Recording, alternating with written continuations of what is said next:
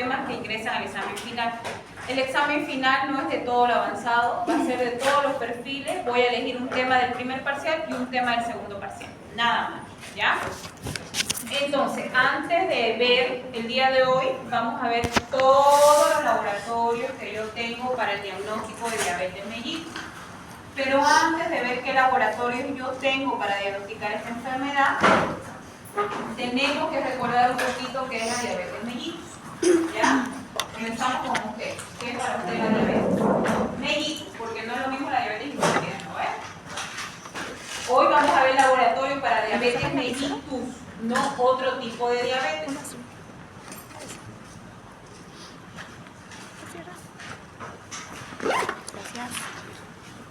Atrás, compañero. ¿Qué es para usted la diabetes mellitus?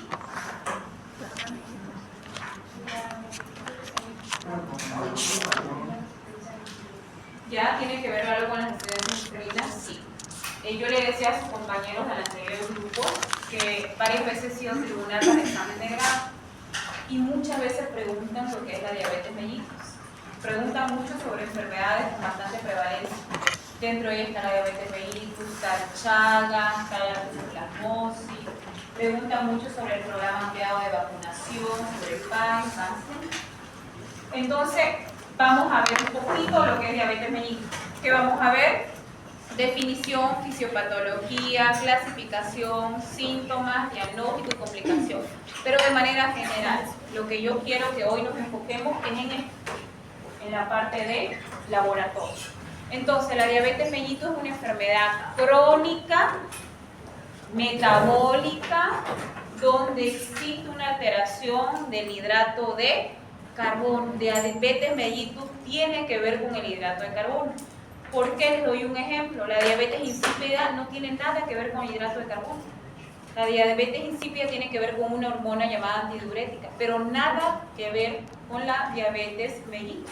Por eso los laboratorios que vamos a ver hoy es para la diabetes mellitus, no para otro tipo de diabetes. Los laboratorios que vamos a ver hoy son para personas adultas, hombres y mujeres. No lo mismo para embarazadas, ni tampoco para niños. Así que los parámetros que vean acá, lo que yo hable aquí, no va para embarazadas y no va para niños. Por favor, tomar en cuenta eso. Entonces, la diabetes mellitus es una enfermedad metabólica, crónica, con alteración de los hidratos de carbono. Ya sé que es la diabetes mellitus. ¿Cómo se clasifica? Tenemos tres. Tipo 1, tipo 2 y la gestacional. Los laboratorios que vamos a ver hoy están enfocados en la tipo 1 y tipo 2, no en la gestacional porque es completamente diferente. ¿Cuál es la diferencia? Una diferencia entre diabetes mellitus tipo 1 y tipo 2. Una es desde la infancia y la otra puede ser adquirida. Muy bien, la diabetes mellitus tipo 1 se produce más en niños y adolescentes. La diabetes mellitus tipo 2 sobre todo aparece en adultos, pero ya nosotros comenzamos a ver diabetes mellitus tipo 2 en adolescentes. ¿Por qué? La diabetes mellitus tipo 1 es autoinmune y hereditaria. En cambio, la diabetes mellitus tipo 2 obviamente afecta la parte genética, sí, pero el peso mayor está en el estilo de vida.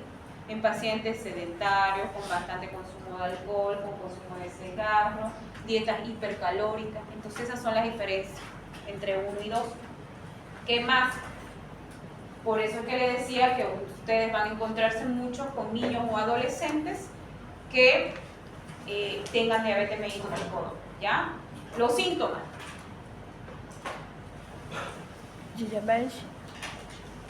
Mellitus. Ya vimos definición, ya vimos clasificación, veamos síntomas. Se conoce como las 4P. ¿Han escuchado? Síntoma de diabetes, la 4P.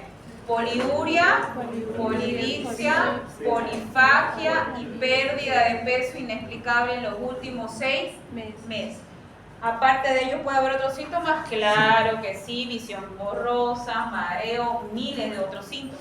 Pero los síntomas básicos de la diabetes mellitus son las 4P. Vuelvo a repetir. Poliuria, aumento en la frecuencia orinal.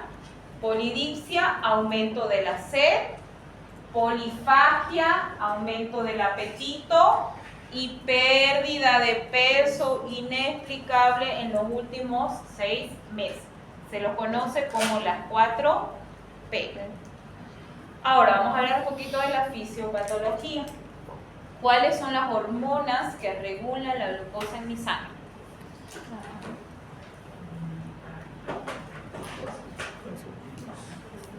Insulina y glucagón. Y son 3. Insulina, glucagón. Principalmente 2, pero la otra interviene también. Somatostatina. Somatostatina. ¿Cuáles son las hormonas que regulan la glucosa en sangre? Son 3. Insulina, glucagón y somatostatina. Ahora, ¿dónde se producen estas hormonas? En el páncreas. ¿Gracias a quién? A los islotes de Langerhans. Células alfa, beta y delta. Por eso hay alfa, beta y delta. Por eso son 3 hormonas. Insulina, glucagón y somatostatina. ¿Cuál es la función de la insulina? Simple. La insulina ve que hay demasiada glucosa en mi sangre, agarra la molécula de glucosa y la lleva para que sea metabolizada. Su función de la insulina, en pocas palabras, es disminuir los niveles de glucosa en sangre. El glucagón es al revés. Imagínense que yo estoy sin comer 24 horas porque no tuve tiempo.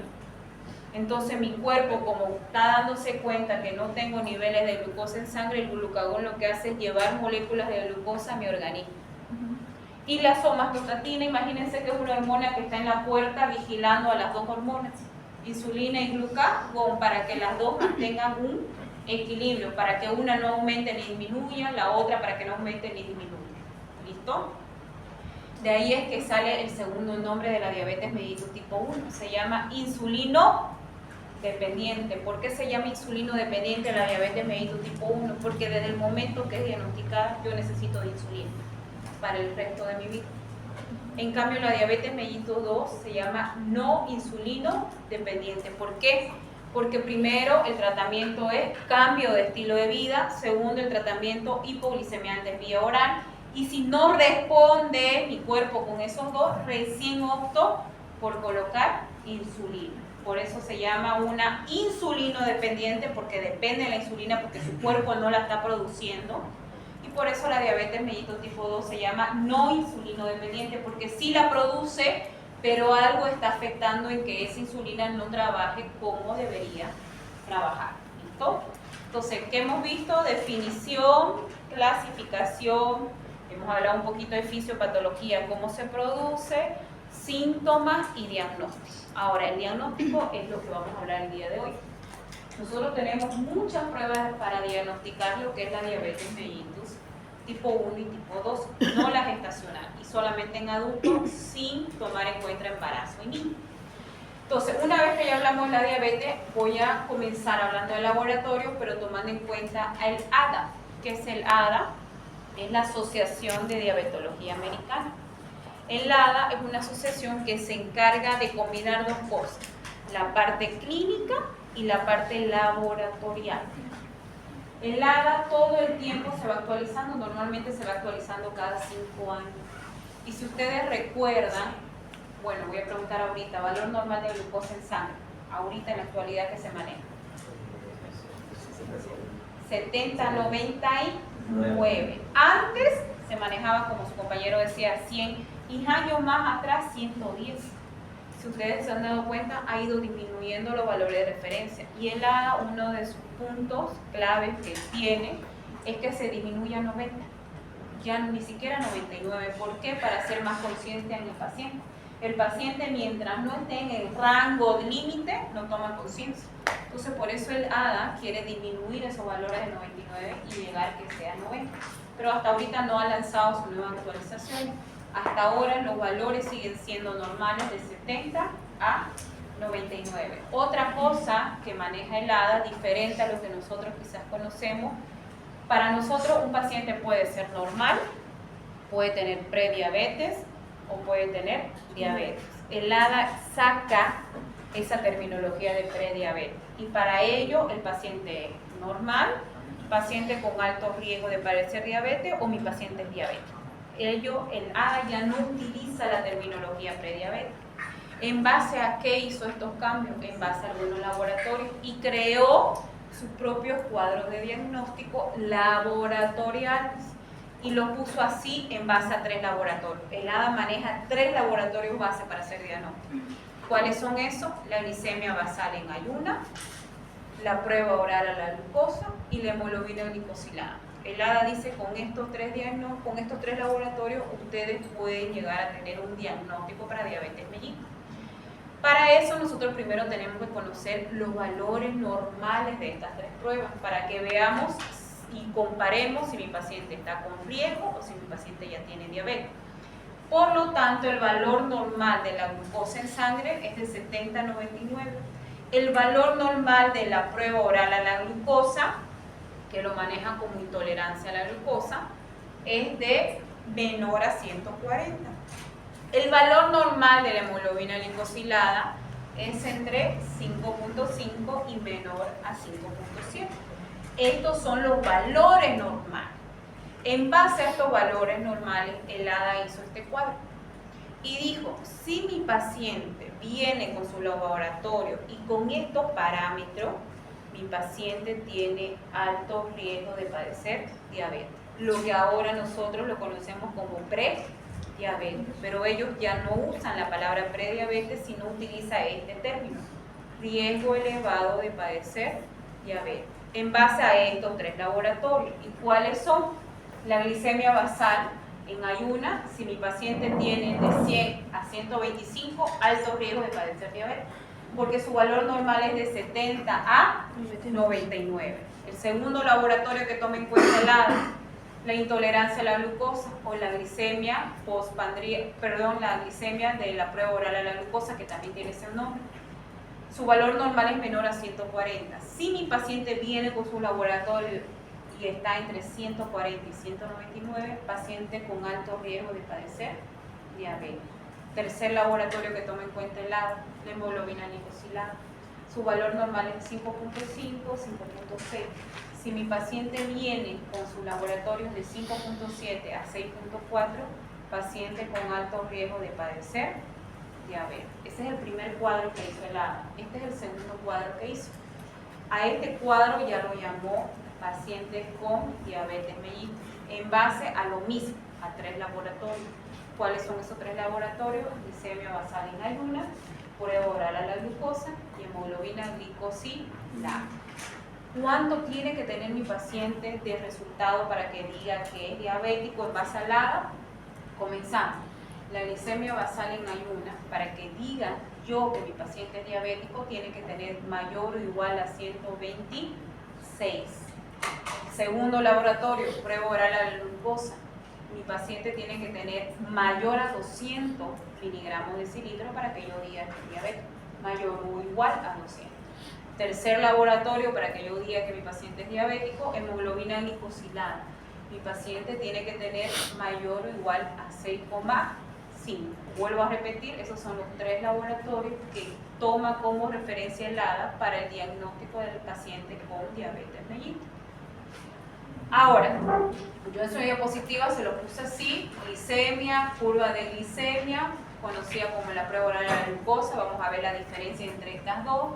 Intolerancia a la glucosa, también se la conoce como la glicemia postprandial, hemoglobina glicosilada y examen de orina. Solo que yo lo desglosé más acá en la pizarra, pero lo que está en la pizarra es lo mismo que está en su diapositiva. Comenzamos con esta que se llama glicemia basal. Primero ustedes tienen que saber qué es glicemia basal. Glicemia basal es la glicemia en sangre. Basal quiere decir lo que yo lo mido en sangre. Tenemos como médicos 3 tipos de glicemia basal que podemos pedir. Podemos pedir glicemia basal al azar, glicemia basal postprandial y glicemia basal en ayuno. Cualquiera de esas 3 ustedes la pueden pedir. Esas son las glicemias basales. Ahora, según su criterio clínico, ustedes tienen que tomar la decisión cuál piden. ¿Por qué pido una glicemia basal al azar? ¿Por qué pido una postprandial? ¿Y por qué pido una en ayuna? Por supuesto, la más eficaz de estas 3 glicemias basal es la de ayuna, pero hay situaciones donde no puedo pedir en ayuna y tengo otras opciones. ¿Cuándo yo pido una glicemia basal al azar? No sé si alguna vez han visto medir la glucosa con glucómetro.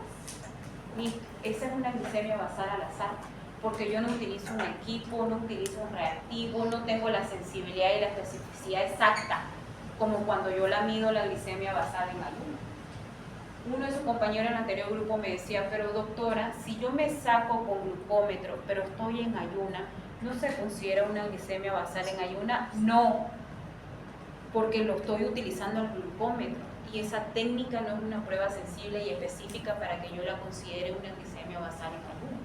Para que yo considere una prueba de glicemia basal en ayuna, me lo tienen que hacer en un laboratorio porque utilizan un equipo y un reactivo especial donde detecta y es más sensible al nivel de glucosa. Si yo me saco la glicemia con el glucómetro, esa es una glicemia basal al azar, por más que yo esté en ayuna. Los parámetros de referencia de esa técnica nunca va a ser lo mismo del parámetro de referencia con una técnica que yo utilice en laboratorio. Entonces, mucho cuidado que estén haciendo diagnóstico con el glucómetro. No pueden hacer diagnóstico con el glucómetro. Tiene que ser con una técnica, con una sensibilidad y una especificidad hecha en laboratorio. ¿Ya? Glicemia basal al azar es esa, la del glucómetro, que yo la puedo pedir en cualquier momento del día y mi paciente no necesita estar en ayuna. Por ejemplo, ustedes salen de acá, alguien se descompensa, lo llevan a la clínica, le toman una glicemia, ya sea con el glucómetro o en el laboratorio, pero le toman y no sabe si está en ayuna. Cuando yo no sé que el paciente está en ayuna, yo lo tomo como una glicemia basal al azar. ¿Por qué? Porque los parámetros son diferentes. Una glicemia basal al azar tiene que salir normal, menor a 140. Cuando yo tengo riesgo de padecer diabetes, esa glicemia basal al azar sale entre 140 y 199. Y si yo tengo diabetes, esa glicemia basal al azar me va a salir mayor o igual a 200. Entonces, no es lo mismo los parámetros cuando yo tomo una glicemia basal en ayuno. Es diferente, por eso tengo que saber cuál es la glicemia que le estoy pidiendo a mi paciente, porque los parámetros van a ser diferentes para cada prueba. Segunda glicemia basal. Glicemia basal postprandial. ¿Alguien ha escuchado de esta glicemia basal postprandial? Listo, la glicemia basal postprandial, les voy a explicar. Es una prueba que tengo que estar con 8 horas de ayuna. Después de las 8 horas de ayuna me sacan sangre en laboratorio y me mandan a desayunar. Yo tengo que ir a desayunar. Cuando yo meto a mi boca el último bocado de mi desayuno, controlo 2 horas. Ni bien pasa esas 2 horas, yo tengo que volver al laboratorio. Y en el laboratorio me tienen que volver a pinchar por segunda vez después de las 2 horas. Doctora, ¿por qué 2 horas? Porque mi cuerpo metaboliza la glucosa en el lapso de 2 horas. Y mi desayuno tiene que ser un desayuno cotidiano. Por ejemplo, muchos pacientes dicen, ay, voy a ir a comer solo una manzana para que mis niveles de glucosa estén más bajos. No, tiene que ser un desayuno cotidiano. Obviamente no me voy a comer un plato de pasta o un plato de comida, si no desayuno todo eso los días. Entonces, tengo que explicarle al paciente que tiene que ser un desayuno cotidiano, que acostumbra a comer en casa todos los días, que trate de parecerse ese desayuno que va a ser similar a lo que desayuna todos los días para que los niveles de glucosa no se alteren. Listo, ya van 2 glicemias basales que ustedes pueden pedir. Al azar, postprandial y vamos con la más solicitada, glicemia basal en ayuna. La glicemia basal en ayuna es la que más solicitan porque esa es la prueba para hacer diagnóstico con diabetes mellitus. Por si acaso, si una me sale alterada, ya no puedo hacer diagnóstico con una, tengo la obligación de pedir otra. Solamente con 2 pruebas alteradas puedo dar el diagnóstico de diabetes mellitus y obviamente con la clínica del paciente. Acuérdense que los laboratorios son estudios complementarios a la clínica. ¿Qué quiere decir para usted 8 horas de ayuno? ¿Sí? Eso quiere decir para usted 8 horas de ayuno. Sin nada, solo líquido. Ya. Estamos en ayuno. Atrás. ¿Qué quiere decir para usted 8 horas de ayuno?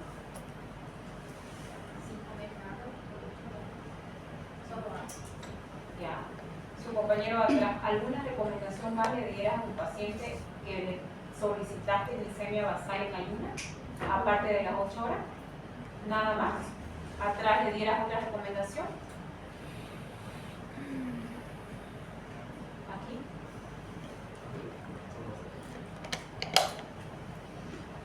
Mal. ¿Por qué?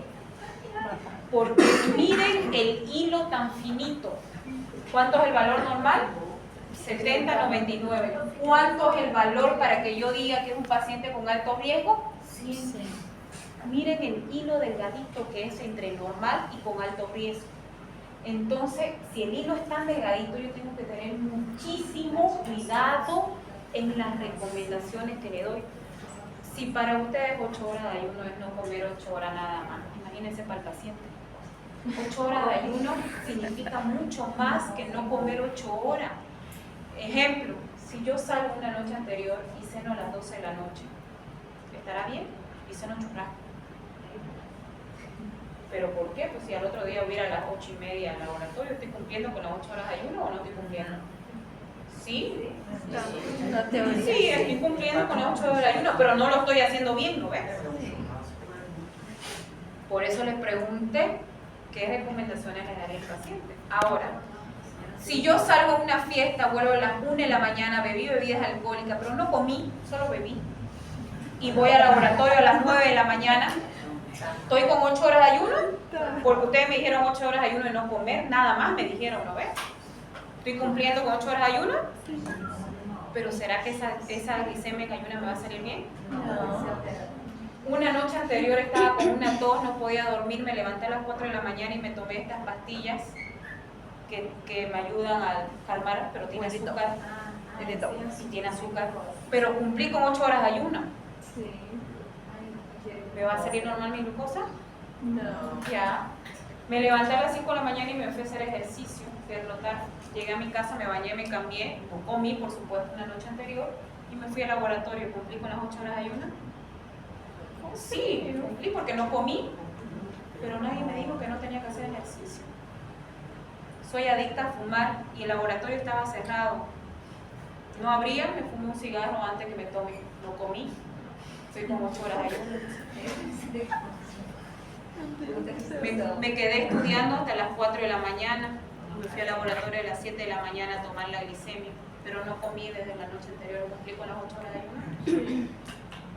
Pero vieron que todas esas cosas van a alterar. El hilo finito que hay es muy delgado. Entonces, 8 horas de ayuno es mucho más que no comer. Entonces, yo tengo que decirle a mi paciente, una noche anterior, por favor, no coma más de las 8 de la noche, trate de ir al laboratorio a las 7 de la mañana, coma una comida ligera, un churrasco, no beba, no fume, no haga ejercicio, en el transcurso de toda la noche no tome nada. Entonces tengo que decirle, porque no es lo mismo que me salga un valor normal en mi paciente que me salga 100, 105, porque no solamente quedo preocupado yo, también lo preocupa a mi paciente porque no está normal su valor. Y esos pequeños detalles hacen la diferencia en los resultados. Entonces, nunca más en su vida van a decir que 8 horas de ayuno es solamente no comer por 8 horas. Tienen que ser bien explícito el paciente y indicarle todos esos detalles, porque si para nosotros, lo poquito que pregunté, 8 horas de ayuno es no comer, imagínense para el paciente que no tiene idea del área de salud. Entonces, eso tiene que tener mucho cuidado, sobre todo en la glicemia basal en ayuno. Vamos con la tercera prueba, cuarta prueba, prueba oral a la glucosa. Me quedé aquí. ¿Conoce la prueba oral a la glucosa? ¿Cómo se hace? ¿Cómo le indicaría a tu paciente? Todo. Atrás.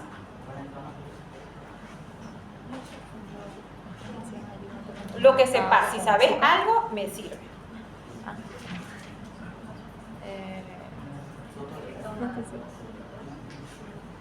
Ya. No lo matemos, dejémoslo ahí, no nos hace nada.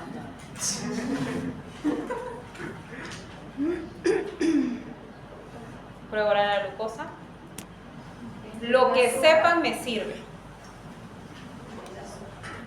La que se toma agua con azúcar y tratamiento espera algo así. Ya, va por ahí.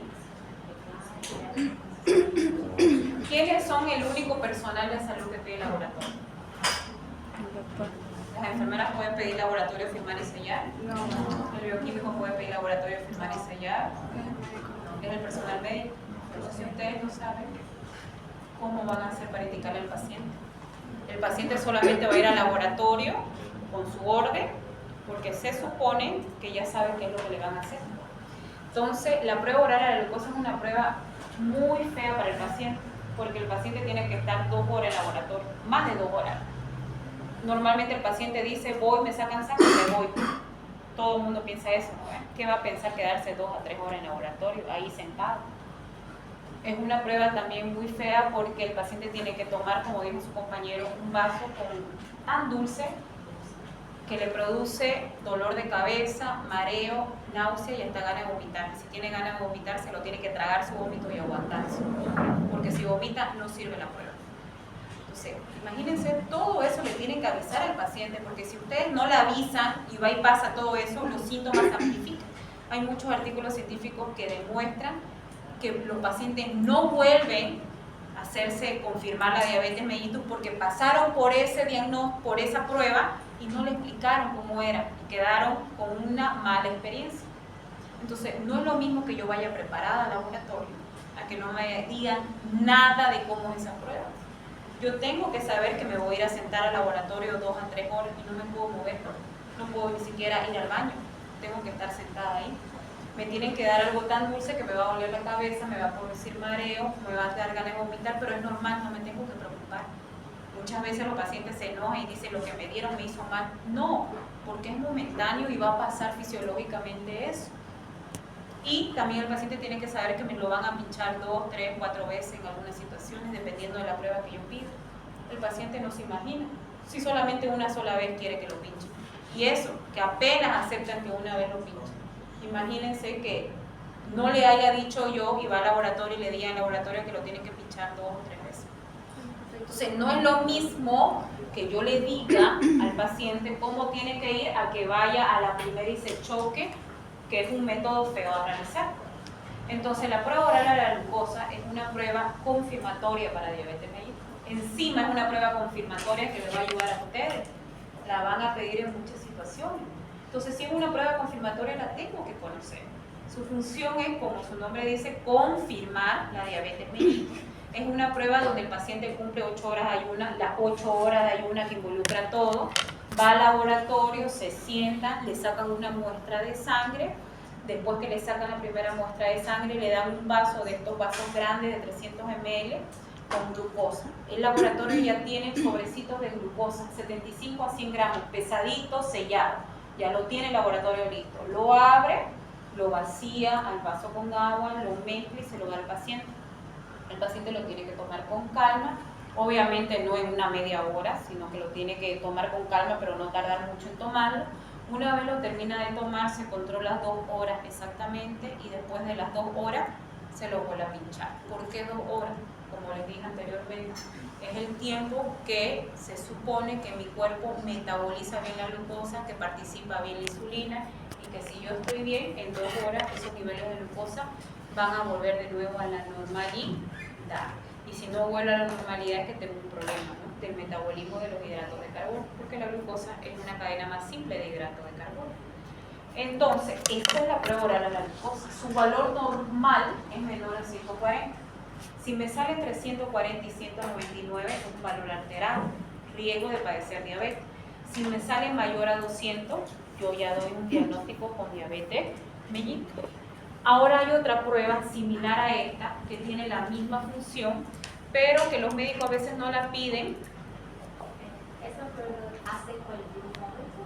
¿Con qué? No, ni una de todas estas, excepto el azar. La única prueba que lo hace con el glucómetro es al azar. Todas las demás tienen su reactivo especial y su equipo especial.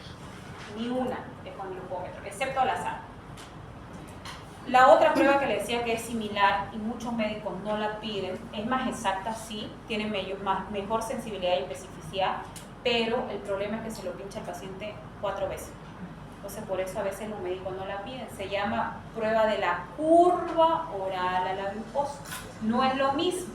Una cosa es curva de la prueba oral a la glucosa y otra es prueba oral a la glucosa. ¿Cómo es la curva de la prueba oral a la glucosa? Lo mismo. Yo le digo, ¿te hicieron curva? No, a mi sobrina. Ah, ya. Ya después me explicas, yo lo explico y después me dices. Ya. La curva de la prueba oral a la glucosa puede variar un poquito los pinchazos de un laboratorio a otro, pero más el fundamento es el mismo. El paciente tiene que cumplir 8 horas de ayuno. Una vez cumple las 8 horas de ayuno, que involucra ayuno, se lo pincha una vez. Esa primera vez que se lo pincha, la procesan la muestra y inmediatamente le dan un vaso con la misma azúcar que les expliqué, con el sobremedido, mezclado, lo toma. Luego, a los 15 minutos, el segundo pinchazo. A la media hora, el tercer pinchazo. A la hora, el cuarto pinchazo. 4 veces. ¿Hicieron lo mismo? Sí. Esa es la curva de la prueba oral a la glucosa. ¿Por qué lo pinchan a los 15, a los 30, a la hora? Porque van armando, como su nombre dice, una curva de cómo se va comportando la glucosa en ese lapso de 2 horas para ver dónde está el problema y en qué momento está el problema. No la piden muy frecuente porque son varios pinchazos, la piden específicamente en el caso de niño, Sí, niña. seguro para la diabetes mellitus tipo 1 para ser más exacta en el diagnóstico, porque con un niño tengo que ser exacta en el diagnóstico. ¿Listo? Por eso les digo, normalmente yo aquí hablo de adultos, con niños es un mundo muy aparte porque se van directo a esta prueba, se maneja muy diferente en niños y en embarazadas, completamente diferente. Es ahí están los valores, todo lo que les hablé lo tienen acá. Ahora, algo que siempre me preguntan, doctor, intolerancia a la glucosa, ¿es lo mismo que prueba oral a la glucosa o es lo mismo que la glicemia postprandial? Es similar. En algunos laboratorios solamente tienen intolerancia a la glucosa como prueba postprandial, o algunos laboratorios ponen el nombre de intolerancia a la glucosa como la prueba oral a la glucosa. Eso dependiendo de cada laboratorio, cómo manejan con los nombres. Pero es lo mismo. La intolerancia a la glucosa es una prueba donde mi cuerpo, donde yo como médico quiero ver si mi paciente tolera bien la glucosa. Yo la puedo hacer de 2 formas. Lo puedo hacer con alimento a las 2 horas o lo puedo hacer con la bebida a las 2 horas. Pero doctora, ¿por qué usted utiliza alimento y por qué usted utiliza la bebida? Les voy a explicar. A ella le voy a pedir alimentos a las 2 horas. A ella le voy a pedir el vaso con el azúcar a las 2 horas. Ahora, ¿por qué?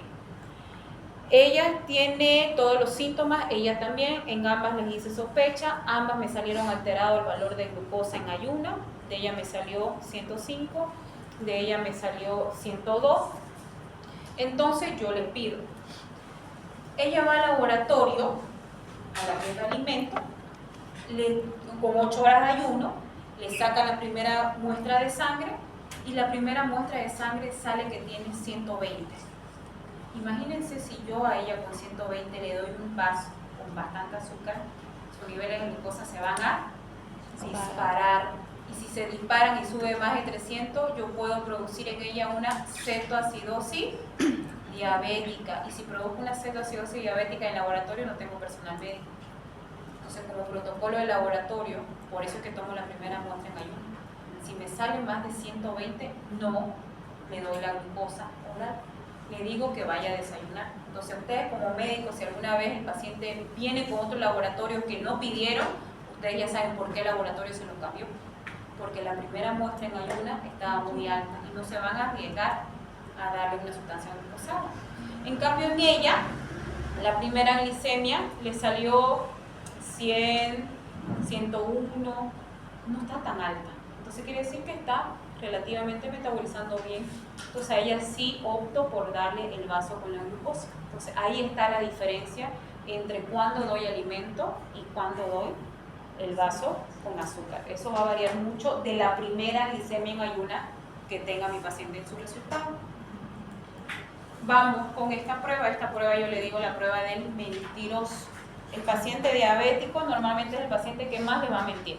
Va a decir no como azúcar, no como nada de carbohidratos, hago ejercicio, no tomo alcohol, tomo mis medicamentos siempre. Y ustedes no se van a poner a discutir con el paciente. La única forma de que ustedes sepan si todo lo que el paciente le está diciendo es verdad es con esta prueba. ¿Por qué? Porque esta prueba me mide cómo se comportó la glucosa 3 meses antes de la toma de muestra. ¿Qué es la hemoglobina glicosilada? Es la glucosa unida a la hemoglobina. ¿Dónde está la hemoglobina? Dentro del glóbulo rojo. ¿Cuál es la vida media del glóbulo rojo? 90, 120. Yes. Por eso la hemoglobina glicosilada me permite ver el comportamiento de la glucosa 3 meses antes de la toma de muestra. Si los valores de esta prueba no me salen normal, quiere decir que algo me está mintiendo el paciente, algo no está haciendo bien el paciente, o la alimentación o el medicamento no lo está tomando. Y si realmente está comiendo bien y está tomando su medicamento, yo tengo que cambiar la dosis de la medicación porque algo no está funcionando en el paciente para que esta prueba no me salga normal. Esta prueba también me ayuda a detectar las complicaciones más cercanas que puede tener el paciente. Mi paciente diabético puede tener dos tipos de complicación: aguda, que aparece rápido, y crónica, que va apareciendo con el tiempo. La aguda, la complicación aguda más frecuente de la diabetes mellitus es la cetoacidosis diabética. Dentro de las crónicas, la más frecuente y la que más rápido aparece es la nefropatía diabética. La cetoacidosis diabética nosotros lo llamamos la triada bioquímica en laboratorio. ¿Por qué? Porque aparecen 3 componentes químicos que solo aparecen en la cetoacidosis diabética. Si no aparecen los 3, no es cetoacidosis diabética. ¿Cuáles son esos 3? 1, una hiperglicemia arriba de 300, 350, 400, 500. Ya es un foco de alarma. 2, aparecen cuerpos cetónicos en orina. 3, yo le saco una gasometría y hay una acidosis metabólica. Mi paciente está con estas 3 características, es una cetoacidosis diabética laboratorialmente, porque clínicamente yo me voy a dar cuenta que está sufriendo cetoacidosis diabética, se descompensó, se desmayó, perdió la conciencia, comienza a sudar, pero no es un sudor que yo puedo ver, es un sudor que sale chorreando, si se saca la polera la puede exprimir. Entonces, son síntomas bien marcados de una cetoacidosis diabética, pero estamos hablando en laboratorio, ¿no ven?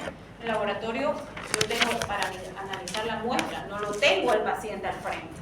Entonces, por eso en laboratorio la cetoacidosis diabética se llama triada bioquímica. ¿Cuáles son? La triada bioquímica: cuerpo cetónico en orina, una hiperglicemia arriba de 300 y cuerpos cetónicos en orina. Eso es cetoacidosis diabética. Esta prueba también me dice a mí qué tan cerca están las complicaciones. Por eso es que tienen caritas. Lo valor normal de una hemoglobina glicosilada es de 5 a 6.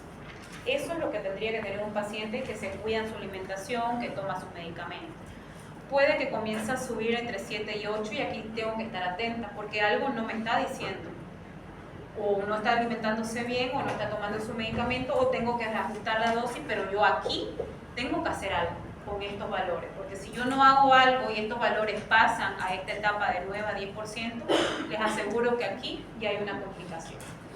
Entonces, si yo tengo un paciente con 9 o 10 de hemoglobina glicosilada, seguro ya tiene una nefropatía diabética, seguro ya ha hecho una cetoacidosis diabética. Estos valores, por eso tiene esa carita, ya me indica complicaciones de la diabetes. Y las complicaciones más frecuentes crónicas son nefropatía diabética, neuropatía diabética y retinopatía diabética. La primera en aparecer es la nefropatía diabética, la segunda en aparecer es la neuropatía diabética y la que tarda un poquito más en aparecer es la retinopatía diabética.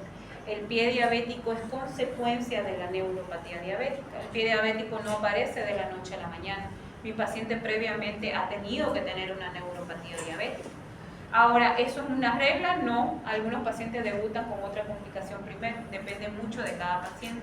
La literatura dice que comienzan a aparecer las complicaciones después de 10 años de enfermedad de base.